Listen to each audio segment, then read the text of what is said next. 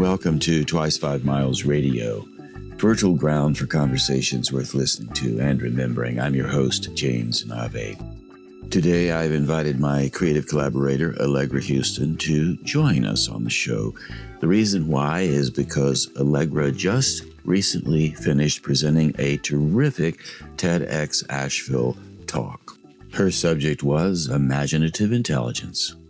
I have a fair sense of what Allegra did to prepare for this talk because I helped her for the last 3 weeks. I was her performance coach. I also helped 5 or 6 other of the TEDxAsheville speakers work on their performances as well. I call it performance. You can call it a talk. What happened was they all stepped on the stage and they all knocked it out of the park. It was a terrific experience for the audience as well as for the TEDx speakers. So today, Allegra will unpack her experience developing her TEDxAsheville talk. This will be most especially interesting for you if you're thinking of developing your own TEDx talk and giving it somewhere in the world. So here we go. Tell us about your experience with TEDxAsheville, how you first heard about it, why you think it was interesting for you to engage in the TEDx work. What kind of process did you go through to get yourself to the end of the TEDx talk in Asheville and have it be quite exciting? I don't know how I first heard about TEDx. I've known about TED for a very long time and watched TED Talks and stuff. And then at some point, I discovered that you were part of the TEDxAsheville crowd team putting on the event. And about whenever it was, 7 or 8 years ago, we had created a little series of books called Twice 5 Miles Guides, the stuff nobody teaches you. And I wrote how to edit and be edited, and you largely wrote how to read for an audience, although we co-authored it, but it was mostly you. And then we thought, well, what are other topics? And you suggested your old friend, Barry Barton, who has a company called Stand and Deliver Asheville that teaches people to make speeches. So I worked with Barry for a while on that book of how to make a speech, and we published it. And she is the person running TEDxAsheville. I don't think she was when we worked on the book. I think she took it over very soon afterward. Anyway, so I knew Barry and you. And the other thing I knew about TEDxAsheville was that possibly unlike any other TEDx in the country, if not in the world, there is a massive amount of support for the speakers, massive amount of mentorship from Barry, from another mentor called Jack Hannibal, and from you, James Navé. I would have gotten your mentorship anyway, but I knew that there was that level of support and a 3-month schedule of preparation, including 2 months of rehearsal. So if I was ever going to do a TEDx talk, I was going to do it here. I didn't want to just pitch up somewhere and give a talk that, I've never given a TEDx talk before. I don't know how to do it. I don't think it's smart to think that, just because I know how to do some things, that means I know how to do other things. Until 2 days ago, I didn't know how to do a TEDx talk. So I wanted that guidance. It's every 2 years here. The last time I didn't really have a topic. But then when you and I started developing the idea of imaginative intelligence, and we were and still are excited about it because we both believe this is actually really important insight into not just how creativity and imagination works, but into how that feeds into one's whole sense of self. Then, okay, I have a topic. So I applied. I didn't just get straight in because I know people. I applied just like 269 other people.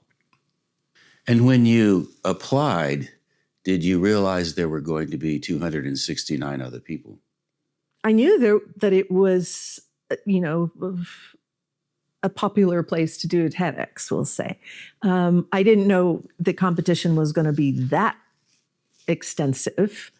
But, whatever. If there had been 5 other people or 5,000 other people, I was still going to apply.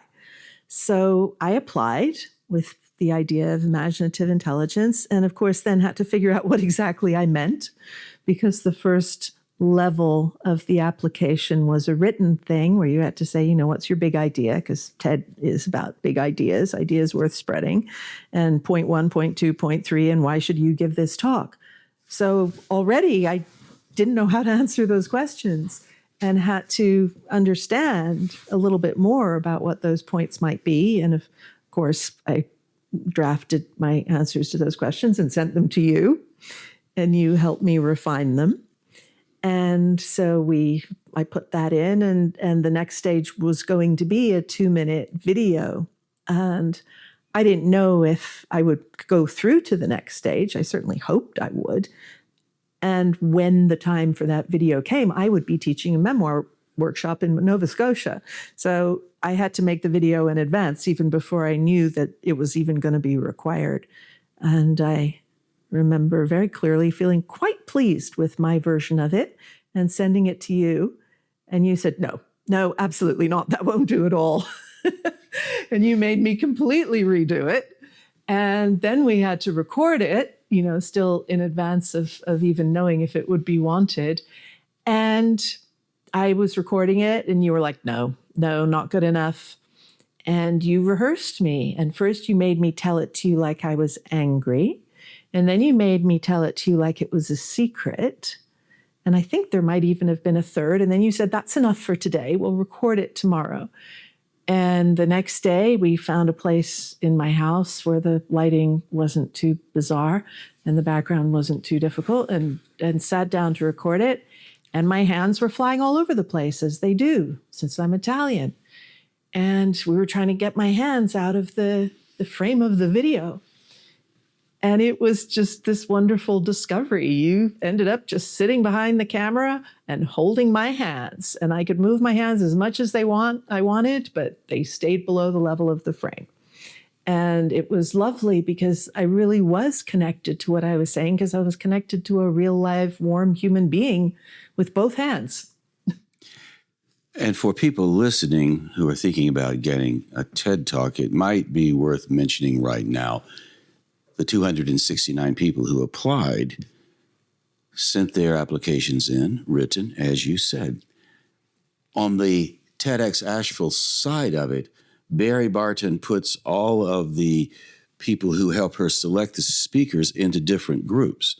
Group A, Group B, Group C, and Group D.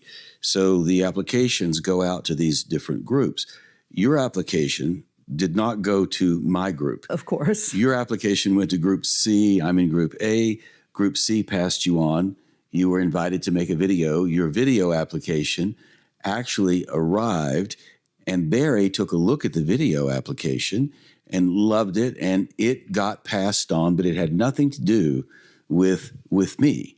And then when we finally got around to whittling it down to 18 people, that's when I did come on with Barry and had the interview. By then, we had decided that yours was fine. So I don't even think there was an interview. You passed me process. through without an interview. That's right. That was the third round. And, I knew which 2 days I had to keep free. I was in the UK at that point, making sure that I had availability on the 2 interview days. And then Barry called me and said, hey, we're passing you through without an interview. Me and 4 other people. I mean, it's not like I'm so unique. What I like about Barry's work, she is the leader. She's the director. She makes the decisions on who stays, who goes. So Barry made those decisions for the people who got passed through. It's a long process. Right. And that's Asheville. I mean, I think it's, other TEDx's work differently, but Barry was very, very careful about curating the group. Yeah. So what I'd like to ask you to think about and talk about a bit, when you first started to do this, and this is probably true with people out there in the world who would like to do a TED Talk, I remember you saying, well, this should not be this. I believe I can swing this. This is fine. I've got my subject together. I've prepared my speech, and I think my speech is fine. Mm-hmm. Tell us about why you thought it was fine, why you were so confident about it, and what happened as you moved through the process, and how you refined your confidence to the point where you actually did, in the end, a couple of days ago, succeed at giving a fantastic TEDx Asheville talk. Well, the whole thing started, when did I decide? I decided to apply in probably May or June. I did the written part of it, I think was August. We made that little 2-minute video in September in advance of when it was required. Then I heard that I was through in early November. I had to come to Asheville in early December. That was the first meeting of all 12 of us with Barry. And then one of the requirements of doing a TEDx talk in Asheville is that you have to live within 4 hours of Asheville so you can turn up for the rehearsals and the events. Taos, New Mexico is well more than 4 hours from Asheville, more like 32 hours of driving. So I moved to Asheville for 2 months, rented this lovely little place that we're sitting in right now at Lake Eden Retreat, and just moved here, packed up my car with books and printers and, whatever, and moved here for 2 months. And by the time I left home in, mid-January, I was already on draft 3 of the talk. And I thought it was in pretty good shape. I thought, yeah, I'm sure it's going to change a little bit, but basically, I think I know what I want to say. No, so wrong. I knew what I wanted to say, or I knew quite a bit of what I wanted to say, but I didn't know the order in which I wanted to say it, nor did I have the tone of voice in which to say it. Because in the past, whenever I've had to give a speech or some kind of presentation, I've never written it. I've composed it by pacing up and down, and I've only ever spoken it. It hasn't been written. But this time, because of the mentorship, all of us had to deliver what we had in written drafts. So even though I've kind of learned to not do it on the page, I had to do it on the page in this case, which I'm very glad, because as I said, I was on about draft 3 when I got to Asheville. I ended up somewhere past draft 17. I stopped counting at 17. So it was probably more like 19 or 20 by the time we finished, because it was that question of the gap between what I wanted to say and what people, the audience for the talk, both live and on eventually YouTube, would be able to follow, take in, and connect to. And there was a much bigger gap there than I had realized. And that's where Barry was incredibly helpful, because she kept telling me, no, people aren't going to follow that. You're talking about something you already know, and you're not leading us. She has a metaphor for a speech, which is that, let's say it's a lake, and she says you have to meet people on the shore and lead them into the lake of your ideas.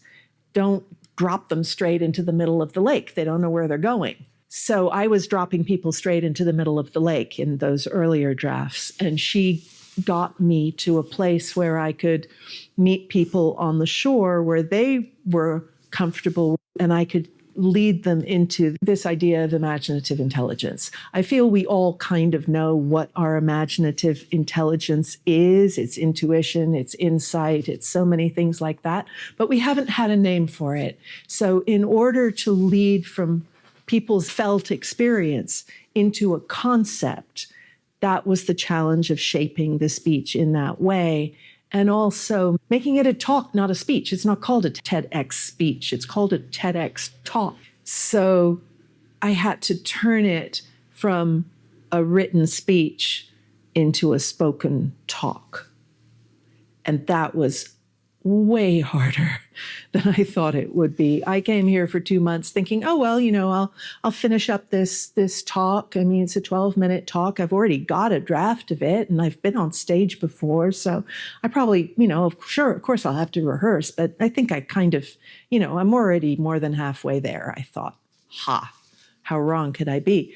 And I thought, well, and I've got these other things that I want to work on. I want to finish my How to Write a Memoir book, and I want to do my book proposal for Imaginative Intelligence book. I haven't done anything on either of them while I've been here. It ended up that I just had to focus exclusively on getting this talk into my bones so that I could talk it as if I was at a dining table. That was the goal, to be that conversational, but also to know it so well that I wasn't going to be searching for the words or go into my kind of default setting, which is, let me tell you. Let me tell you is not going to connect to anybody. But isn't this amazing?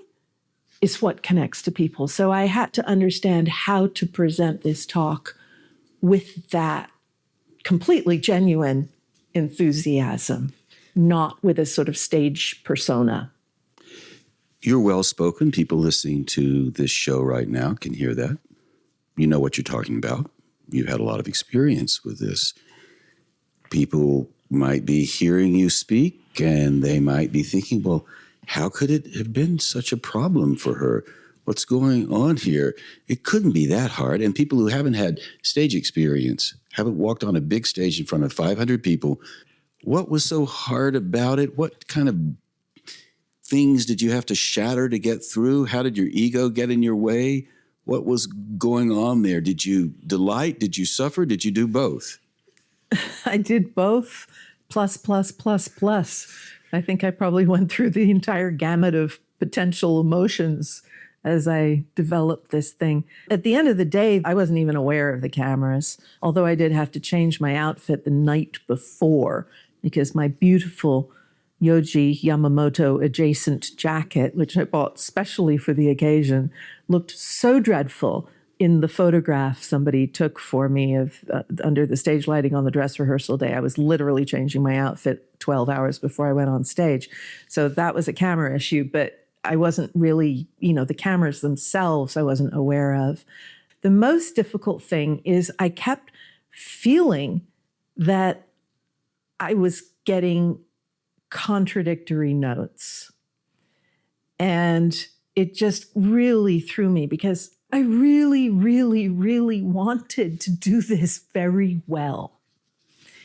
And I wasn't doing it that well. As we were rehearsing, I was to let me tell you rather than, oh my gosh, this is so cool. One of my fellow speakers gave me the note to nerd out. So yes, nerd out. But it wasn't easy to nerd out and to be conversational while also speaking from my chest, not in my throat, and not having my hands fly around all over the place, felt just literally like I was being told to, jump up and down and lie still at the same time. It just seemed completely impossible to be conversational, but also to be aware of doing something different with my voice, doing something different with my hands, being on a stage with a mic. And, you don't usually have a conversation in which you monologue for 12 minutes. That's not a normal conversation. So you will remember that I ended up screaming at you a couple of times. One time in the parking lot outside a friend of ours' house, where we had both parked because it was a convenient place to park before a rehearsal. And I didn't realize, I think, how stressed I was about the whole thing until that day, because I had been given those two notes: be conversational, but also drop my voice into a less reedy place and project. And I don't think we'd even gotten to the hands yet at that point. So I just felt so confused, and I felt like I can't do this. I don't seem to be built to be able to do this. I couldn't see a way of being naturally able to deliver a TEDx talk in the way I wanted it to be delivered, which is a way that people would connect to it and not be lectured at by me. I don't want to lecture people, but it seemed like I couldn't help it, even though that wasn't what I was trying to do. That just seemed to be a kind of default setting. And so the level of frustration at times during these last, 2.5, 3 weeks was just massive, especially since I thought I could do this. All the indications were, this is not my first rodeo. I've been on stage before. I've written talks before, or not written, but I've given talks before that I haven't written, just spoken to develop. I don't have a problem with public speaking. I used to. When I was in my 20s and I was a publisher, my mouth would dry up, my hands would be shaking, my voice wouldn't come out. I was terrified of public speaking, and that was just to 10 sales reps when I was a publisher. 10 sales reps that I even knew, and I was incapacitated by nerves. But I'd gotten over that because you trained me before I went out on my book tour for my memoir, Love Child. Navé trained me to be able to read from what I wrote in front of people and talk about it. So, I'd gotten over that 15 years ago. I don't know why it was so difficult, but it was staggeringly more difficult than I thought it would be. Well, I have an answer for why it's difficult to do that. It's difficult to do that because it is difficult to do that. And I'm not being snarky or anything else. There's a lot more at play than just walking out on stage and giving a talk. Anybody who's seen a magnificent talk given, they think, the person giving it just came off the top of their head, no big deal. There's really a lot behind it. I worked with, 5 or 6 or 7 of the TEDx speakers this time. We worked in a nice apartment hosted by Ashley Berger, who had us over for dinner. Her talk was all about inviting people to come to dinner. We also came to Lake Eden and worked in the performance barn with stage and audience seating, and everybody worked in the barn. So as I worked with the 7 people, my goal was to disrupt them as much as possible throughout the rehearsal process, push them to places they didn't particularly like and didn't necessarily want to be there, and then they would have to handle those situations. So for you, I pushed you really hard. Put your arms down. No, you don't have your images in place. Wait, I'm not hearing this. I'm not seeing the beam of light. I don't see Einstein. How about the story? Where is the story? Disrupt, disrupt, disrupt. The reason why, I know when you coach people, the more you can shake them up and really get them emotionally charged, angry, happy, sad, it doesn't matter. Get those emotions moving. When they finally walk out on that stage, they've taken care of all that other business. And now they're ready to deal with something that might happen, but may not happen. But if it does, they can deal with it. So you really fought often. And you screamed at me more than once. At least 3 times. At least 3 times. I think it was more than 3, but I'm not. I'll give you 3. 3 is a magic number. Might have been, certainly might have been 4. Anyway, the point is, I was glad you were screaming because in the screams, you expressed so much. There was disruption, there was frustration, and there was also lockdown. You were locking things down that I've seen done before. You didn't know you were doing it because you'd never done it before. But you were getting yourself prepared to move into the big day when you walked out on the stage and there's 500 people there and you're recording your piece. Am I accurate in this? Yes, absolutely. I want to be clear for anyone who's listening what you meant by my images weren't in place. We're not talking about slides here. We're talking about mental images, what you call in the How to Read for an Audience book, imaginative circumstances, so that I needed to get in my mind for pretty much every single phrase, not just even every sentence, but every phrase of the talk, some kind of situation in my mind. So the talk starts with a little story about Einstein. When he was 16, he imagined himself riding alongside a beam of light, and that was the germ of the special theory of relativity. So I had to also imagine Einstein riding on that beam of light, and which I had, and then the place where I say, I was the uncreative one. Knowledge was my currency. I had to imagine myself back being 15 years old, sitting with my dad and doing my best to impress him with what I knew. I don't know what was the most difficult part of the whole speech, all of it, really, because I would so easily default back into lecture mode. But it was only the night before. So bad dress rehearsal, good performance. We hope. Bad dress rehearsal, yes. And after we got back to base after the dress rehearsal, I'm like, I need to rehearse some more. And I've been running this thing 20, 30 times a day for 2 months in its various iterations. So the idea that I was still not there shocked me deeply that night.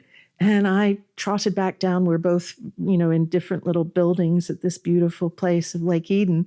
And I trotted down to Navé's place and said, I got to rehearse this a bit more. You got to help me here.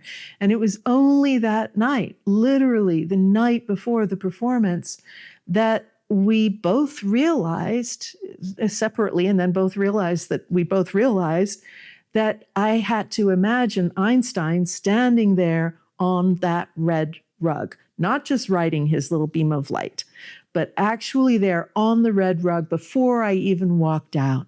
So I had that. It took some time, and I got there early on the day of the performance so that I could be on the stage where the red rug was and rehearse again and again and again, another 10 times, seeing Einstein on that rug before the other speakers even arrived, while the tech guys were doing their thing. So he was there. And when I walked out, I could literally give an absolutely genuine smile at Einstein standing there on that red rug, smiling at me, waiting for me to tell his story. And as we were rehearsing that last bit, this was moving around to about 9 o'clock. Mm-hmm. Call time for your talk was 8:30 the next morning. Mm-hmm. So this thing had less than 12 hours. This thing had not been locked down. And when I first proposed Einstein needs to be on the red rug, but you need to do more with Einstein than have him on the red rug. He needs to be big. You need to talk with Einstein. You need to be Einstein. You need to be Allegra. You need to interact with them. And if you can let Einstein join you in your talk, Einstein will follow you through the whole talk. Mm-hmm. If you don't invite Einstein along for the ride, you'll leave him behind. Yeah. And so to the rest of us. And you just refused. Well, I refused. No, I refused because you stood there. I already knew that we both realized at the same time Einstein needed to be on the rug.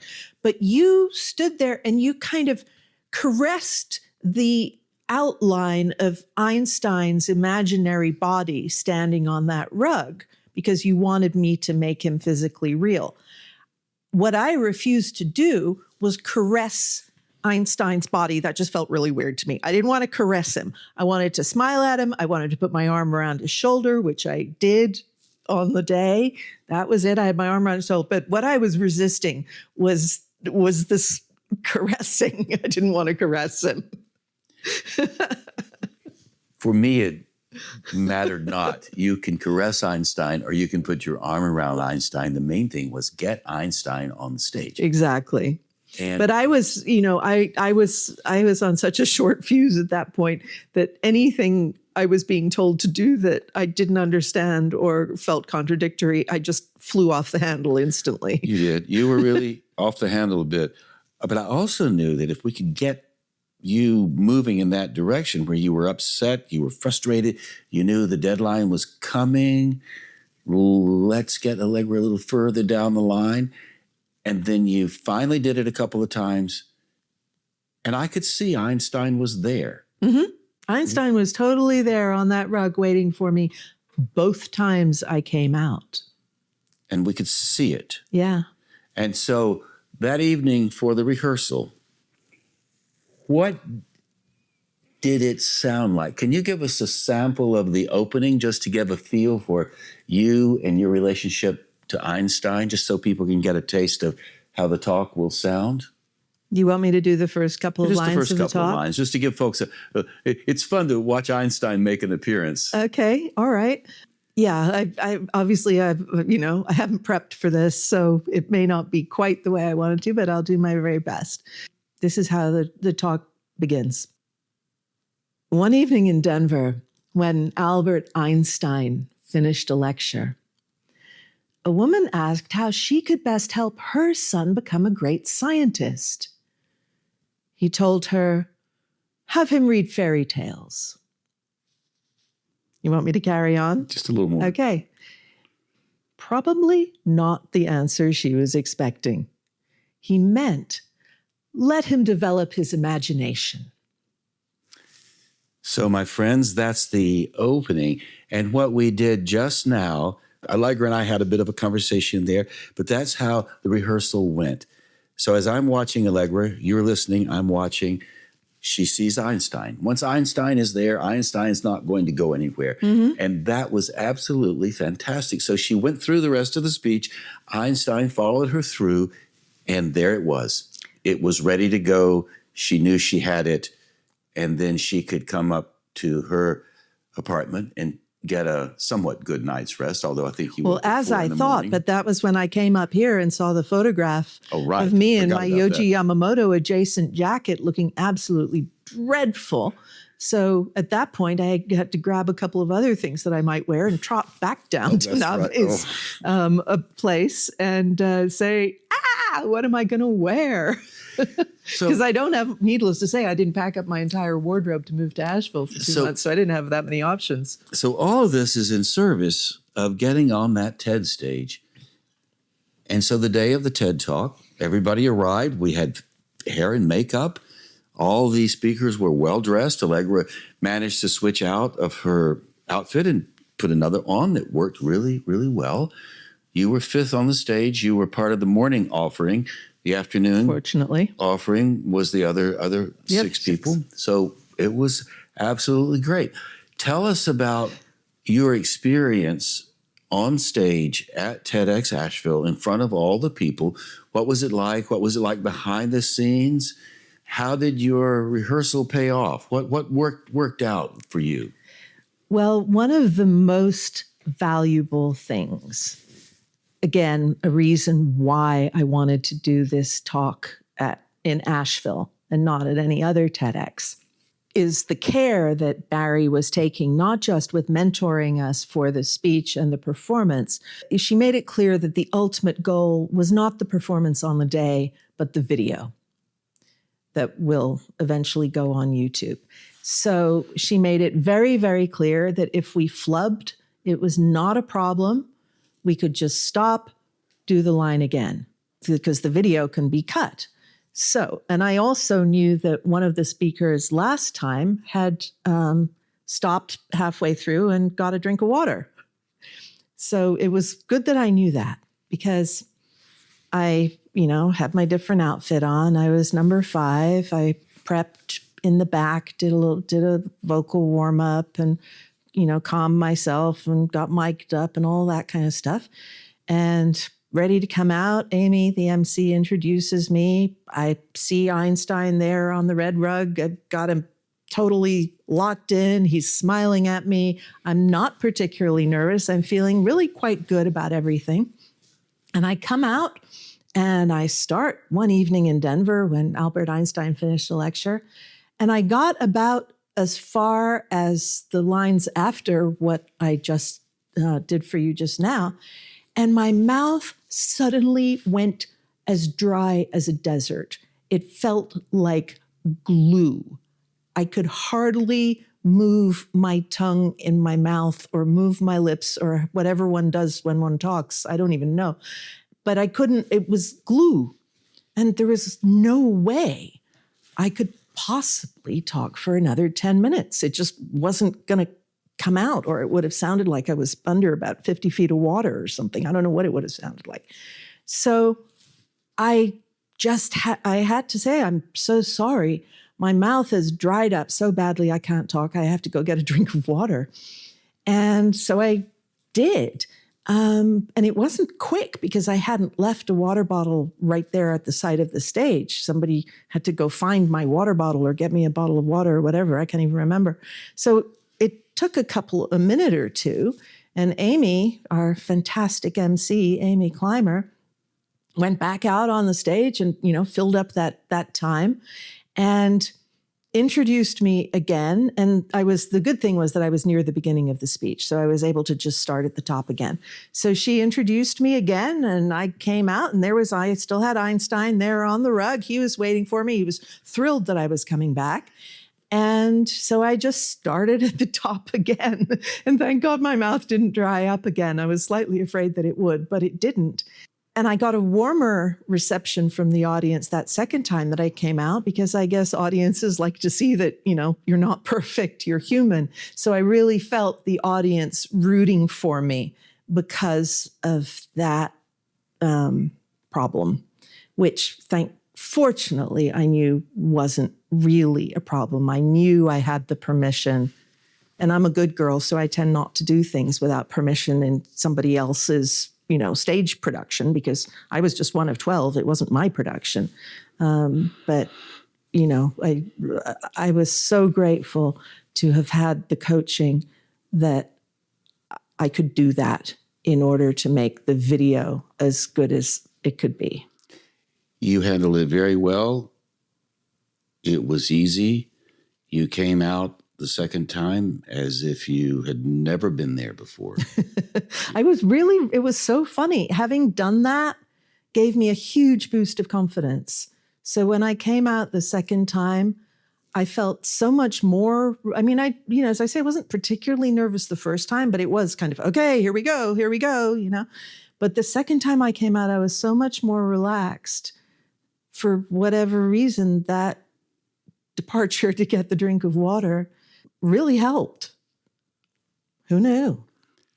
So when you are working on these kind of projects, TEDx Asheville, anything you do, that sense of push that brought you to the stage and the level of excellence that we were all satisfied with, you did a very, very good job. People cheered, stood up.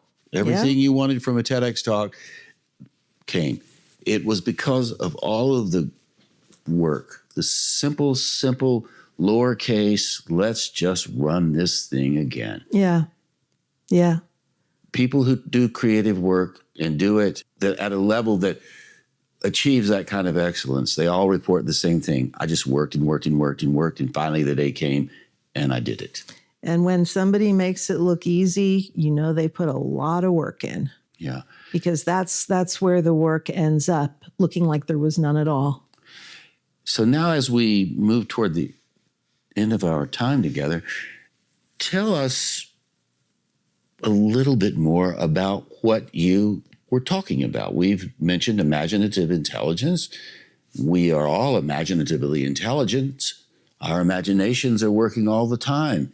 We might not give them as much credit as we could. We don't give our imaginations as much credit as we could. And particularly what we don't do is appreciate how huge an effect the exercising of our imaginations has on ourselves, on building courage and confidence in such a way that you can become fully grounded in your own life.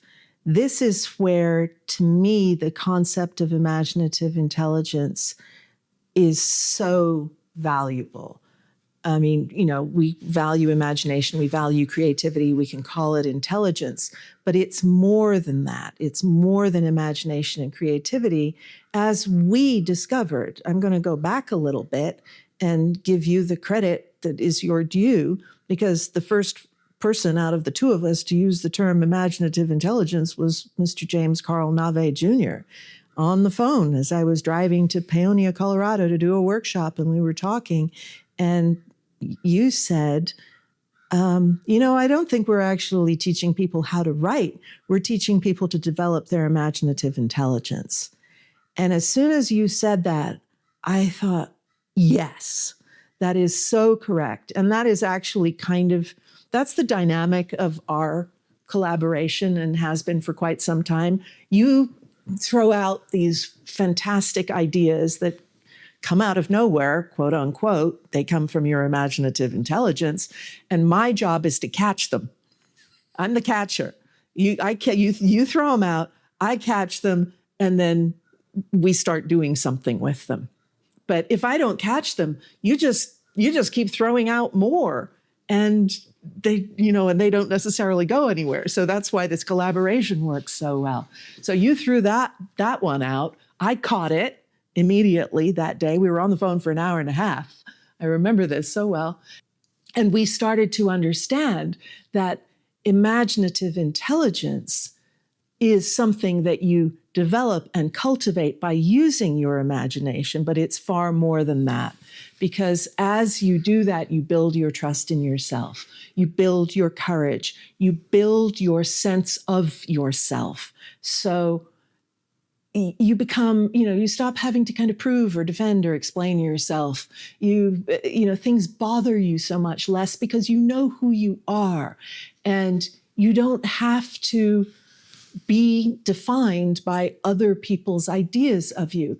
And who knew that all of this inner courage, inner strength, inner confidence could come simply from cultivating your imagination, letting it play, letting it do its thing, letting it be wild and not follow the rules. Because when you don't follow the rules, when you allow your imagination to play and not follow the rules, you recognize that you are your own authority. And that's what, to me, is so exciting about this concept. Something that's interesting about rules, because that comes up a lot in the workshops. I don't follow the rules. I'm not a rule follower, or I do follow the rules and it works against me. We all have our own indigenous set of rules that emerge from us as creative entities, as creative humans. Sometimes the rules that we try to follow are not the rules that are built into us. Exactly. Our imaginative intelligence, when we work it, and what I mean by working it is have a conversation like this and not spend too much time worrying about where the thing is going to go. We are doing a conversation. We're exploring this.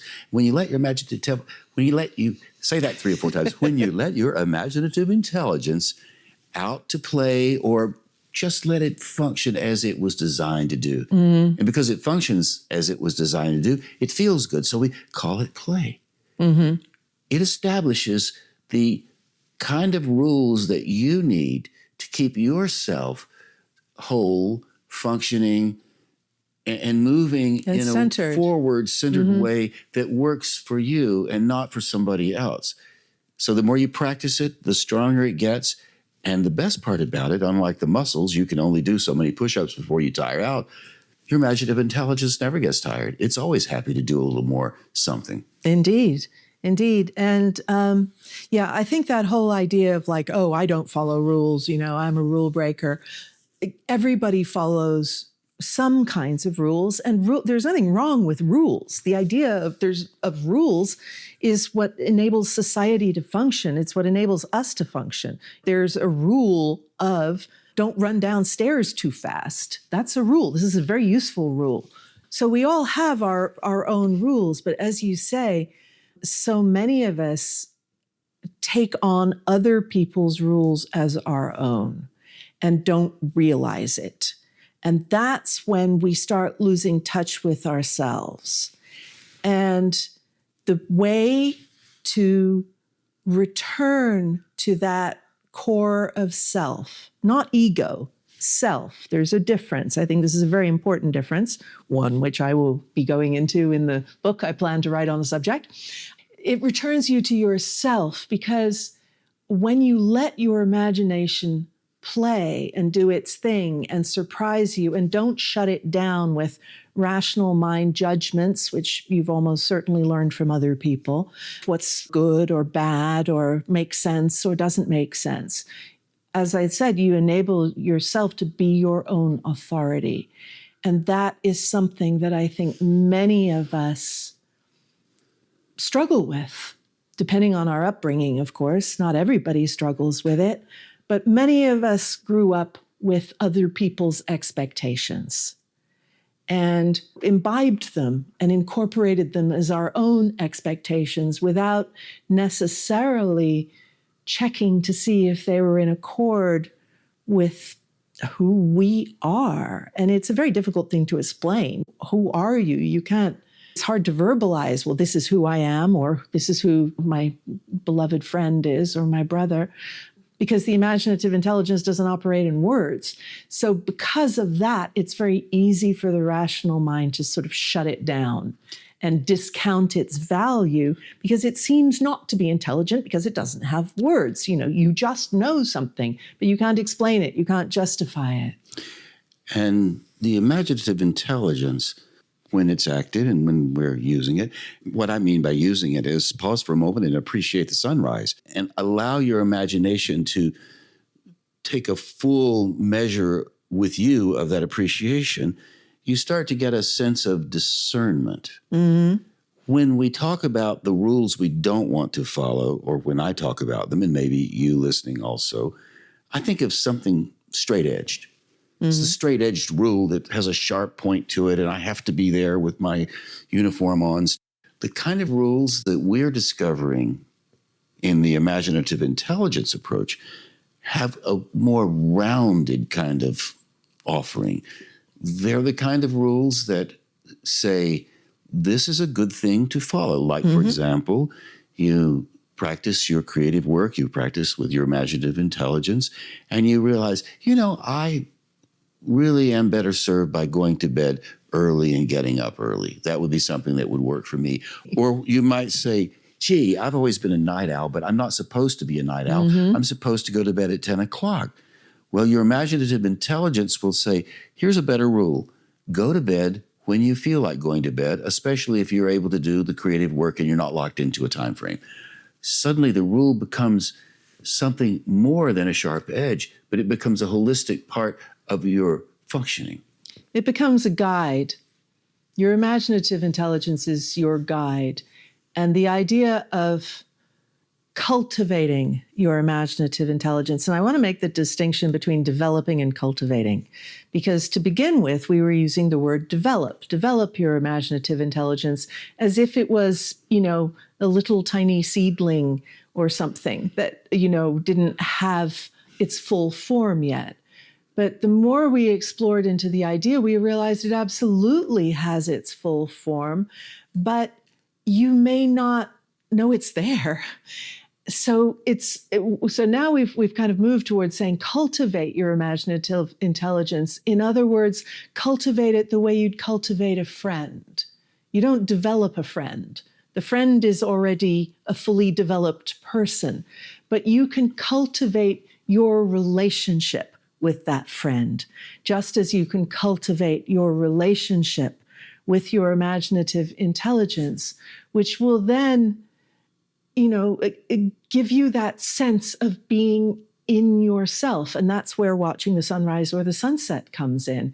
And it may not do that for everybody, but I believe that your sense of awe and your sense of beauty are both parts of this network that is imaginative intelligence, as, you know, goes beyond imagination, beyond creativity. And when you are in those states of awe or appreciation of beauty, that chatter of your mind stops for a moment. And that chatter is your rational mind. And when it stops just for that moment, usually that it doesn't stop for long, but when it stops, you are fully in your imaginative intelligence. So whatever that is for you, whatever makes you feel awe, you know, you don't have to go to Yosemite. You don't have to go to a museum. Watching a trail of ants can be awesome. I mean, since I've been here in North Carolina, I've got these big tall trees outside the window here, and I'm on an upper floor. The squirrels leaping around from branch to branch are absolutely awesome.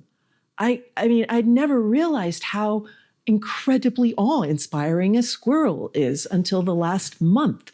So when you do that and simply appreciate wonder for whatever reason, and I don't think that the neuroscience is even caught up on this one. But for whatever reason, that inhabiting of what does it for you, whatever blows your skirt up, it's your skirt that's blowing up, not anybody else's skirt, your boat that's being floated. So the more you appreciate, this is my boat that's being floated, this is my skirt that's being blown up by watching this awesome squirrel or ant or this awe-inspiring sunset or night sky or this beautiful dead tree that's like the sentinel tree when you drive into Taos from the south. There's something about that tree, and you're nodding. We all know it. We all know that tree. All we have to say is that tree, and anyone who lives in Taos knows exactly what we're talking about. As you appreciate those things that touch you, that you being touched flowers. And your imagination is the garden that you have had from birth. It's a garden you've been cultivating. It's not something you have to start. And you had the freedom of it when you were a child. And very likely, somehow, that garden, your access to it got smaller, and maybe you eventually, sometime in your midlife, found yourself outside the gate looking in. It seems like it's not even yours anymore. The people who say, I don't have much imagination, or I'm not a creative person, they've somehow gotten shut outside that gate. But it's so easy to open that gate up. All you have to do is open the gate, turn a little bit of soil over, and the garden will breathe a sigh of relief and respond well to you. Yep, and say welcome. Welcome back. Not even welcome. Welcome back. I am your garden. I'm so happy you're back in it. Allegra, on that note, I believe we've arrived at our time to say goodbye. So thank you ever so much for telling us a bit about what you went through for TEDx Asheville, and congratulations on an excellent talk. Well, thank you for being there beside me, behind me, in front of me. None of what I have today as a writer and whatever I am, leader of, creative writing workshops, I would have none of this if it wasn't for you. You trained me how to get out of my own way, because I was solidly standing, firmly planted right in my own way when I first met you. So you've really given me my good life. And before we go, I have to say the same thing back to you. I've learned more than I could possibly have imagined working with you for the last 20 years. And that's it's how been collaborations work best, right? Quite an education. So thank you. Thank you. And there you go, my friends. Thus concludes my conversation with Allegra Huston. If you would like to know more about what Allegra's up to, her website is Allegra, Huston, AllegraHuston.com, and also imaginativestorm.com. You'll be able to see the books that Allegra and I have worked on during the last 5 years, as well as an opportunity for you to connect with Allegra on the Saturday Writing Prompt of the Week gathering, which we host every Saturday. So there are plenty of ways to connect with Allegra, and she's wide open to discussing imaginative intelligence, as you probably gleaned by listening to the conversation Allegra and I just had. And finally, if you are interested in developing a TEDx talk and would like to have a chat with me, my door is always open. I would love to discuss it with you. You can reach me, Navé, at jamesnavé.com. Navé at jamesnavé.com. I'm happy to talk to you for free about it. No problem. And the reason why is because the more I can participate in encouraging people to get out in public and say the things they feel are necessary to say based on their life experiences, the better off the world will be. So I'm wide open to it. Navé at jamesnavé.com if you'd like to discuss that. And finally, TEDx Asheville has many opportunities to get involved with the TEDx Asheville community. You can find all that information at TEDxAsheville.com. So that's it for now, my friends. We are at the end of our time together. So thank you once again for taking the time to be with us on Twice 5 Miles Radio, fertile ground for conversations worth listening to and remembering. I am James Navé, your host. Thank you, Walter Parks, for our theme song. WalterParks.com for more on Walter's music. Devine Dial, thank you for managing WPVM-FM in Asheville. And Robin Collier and Mike Tilley, thank you for doing the same, managing KCEI-FM, Cultural Energy Radio in Taos, New Mexico. As I said just a moment ago, if you're interested in joining me and Allegra Huston any Saturday between 12 and 1 Eastern Time for our Imaginative Storm Writing Circle Gathering, we would love to have you. ImaginativeStorm.com. You'll be able to find the link there. You can also find that link at jamesnave.com. If you'd like to reach me, Navé at jamesnave.com. I would love to hear from you. Happy to engage in any kind of conversation you might want to engage in. And on that note, I believe that's just about it. So once again, thanks for being with us on Twice 5 Miles Radio. And I do hope you come back sometime soon. And until then, I'll catch you on that turnaround somewhere down the line.